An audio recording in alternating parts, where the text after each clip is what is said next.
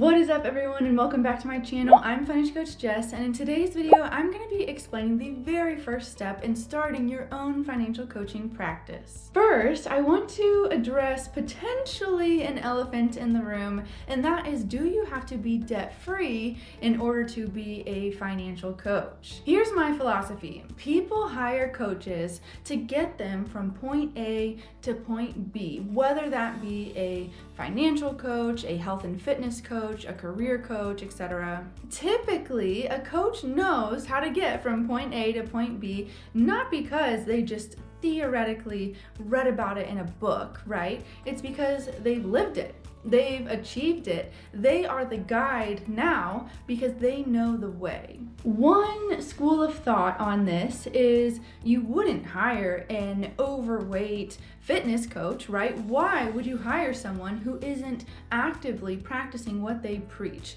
And I get that to a certain extent, but I do believe that perspective only goes so far. If you have to accomplish something completely before you're qualified to help someone else do the same, then all professional athlete coaches would be retired professional athletes, right? And all Olympic athlete coaches would only be retired Olympians, but that's not the case. Because a coach brings so much more than just experience. They bring mindset, discipline, control, focus. I also think there's really something powerful about a coach actively being in the trenches with their clients. For example, a coach that's currently paying off six-figure student loans, who's also helping others pay off six-figure student loans. So which is it? Do financial coaches need to be debt-free or not? And personally, I think that this question needs to be answered by each individual coach. If I said, yes, every single financial coach needs to be debt-free first, think about all of the coaches that would have to wait to help other people. It feels just like a very arbitrary line. And then what about net worth or investments? I mean, truly, what actually qualifies a coach to coach? Does a fitness instructor ever really arrive? Is a financial coach ever really done? Of course not. It's a process for the financial coach, just like it's a process for the client. Personally, it's really important to me that I am well ahead and have already accomplished what I am charging people to teach them and hold them accountable to. A big part of my story is that in 2017, we lost 60% of our income, and in order to start the business, we were living off of credit cards. So I know what I'm asking my clients to do when we go through the budget together. It's not easy, and I really push them to achieve a lot in our time that we work together. But I also know that I'm never asking something of them that I haven't been willing to do myself.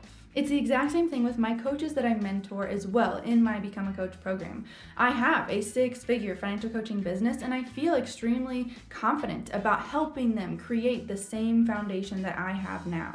I think back to my coaches and my mentors that I've hired in my business, and all of them were so far ahead of where I was, and they were where I wanted to be, and that's a big reason that I was drawn to them. I've had absolutely amazing experiences with the coaches that I've hired, and I think a big reason for this is that I really vet them ahead of time, and I make sure that they understand my exact pain points and what I'm looking for. Plus, I want to know that they understand and they know the best way to address that. Their testimonials, their social proof, and their track record really compel me to invest with them. Is it best to be debt-free as a financial coach?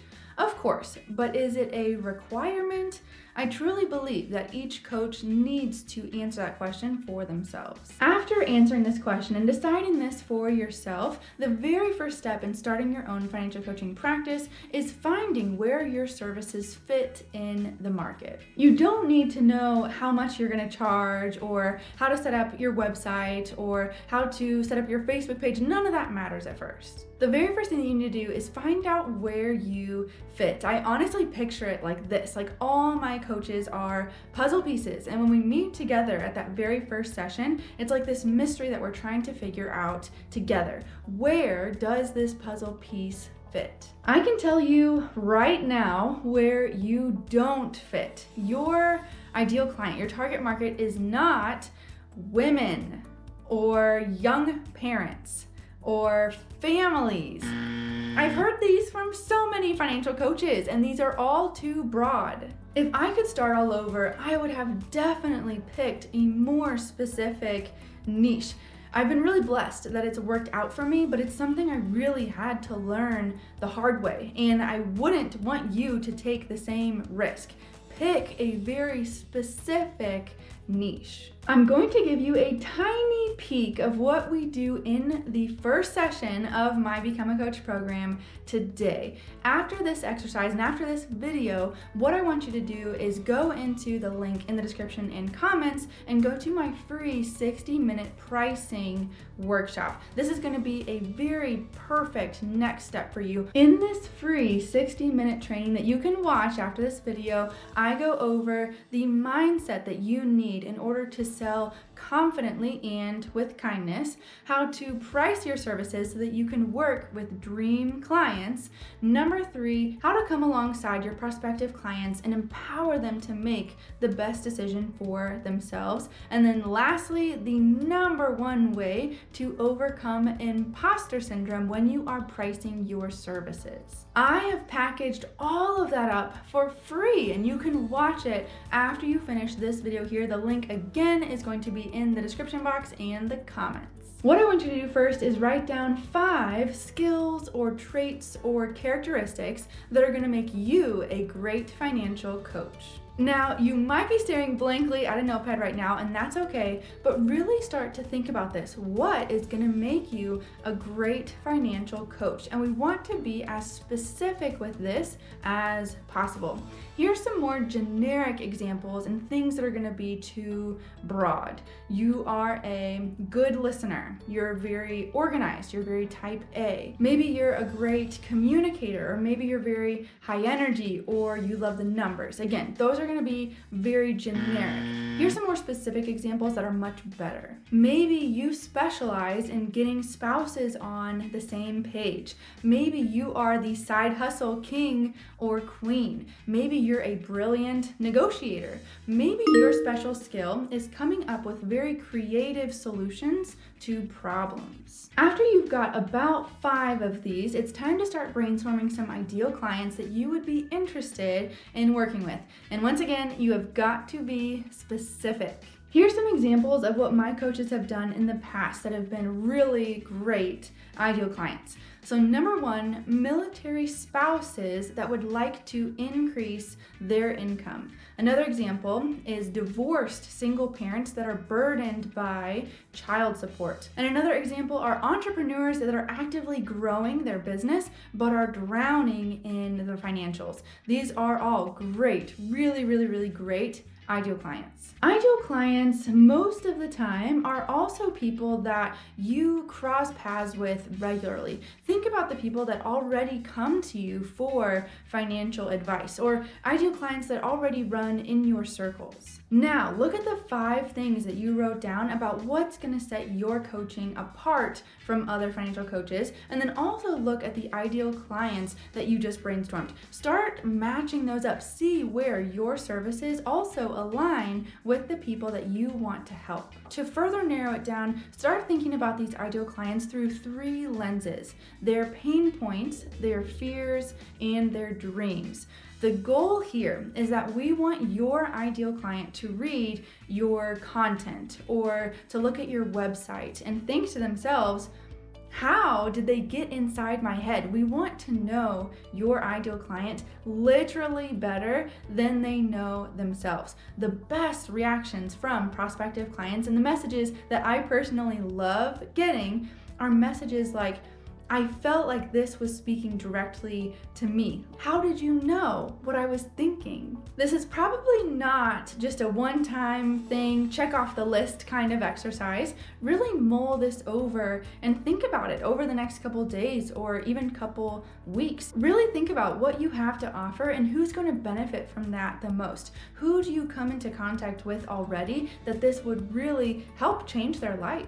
The key here in all of this today is that it's not about you. I see this all the time. Financial coaches get so fired up and they make a website and they make a Facebook page and they put out a couple posts, and then when no one reaches out to them, they're so confused. If you're expecting people to just flock to you in the beginning of your business, that's a little red flag to me that this business is very much still about you.